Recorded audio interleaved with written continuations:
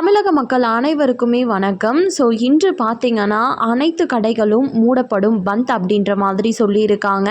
எந்த வகையான கடைகள் மூடப்படும் எதனால் மூடப்படும் அப்படின்றது தான் இந்த வீடியோவில் பார்க்க போகிறோம். அதுக்கு முன்னாடி உங்களுக்கு விஜய் சாரை பிடிக்கும், சிஎம் ஆகணும் அப்படின்னு நினைக்கிறீங்கன்னா லைக் பட்டனை தட்டி விட்டுருங்க. இப்போ வாங்க வீடியோக்குள்ளே போயிடலாம். எல்லாருக்குமே கண்டிப்பாக தெரிஞ்சிருக்கும், செப்டம்பர் 27 பார்த்தீங்கன்னா கரூரில் தமிழக வெற்றி கழகம் தலைவரான விஜய் நடத்திய பிரச்சார கூட்டத்தில் ஏற்பட்ட நெரிசல் காரணமாக 40 பேர் ஒரு சில நபர்கள் உயிரிழந்துட்டாங்க அப்படின்னு சொல்கிறாங்க.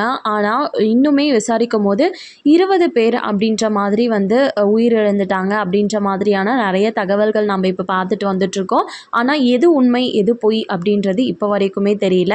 இந்த நிலையில தான் பார்த்தீங்கன்னா கரூர் பிரச்சாரத்தில் உயிர் இழந்த மக்களுக்காக அஞ்சலி செலுத்தும் விதமாக தான் இன்னைக்கு, அதாவது செப்டம்பர் 29 மாநிலம் முழுவதுமே கடைகள் அடைக்கப்படும் அப்படின்னு தமிழக வணிகர் சங்க பேரவை அவர்கள் அறிவித்திருக்காங்க.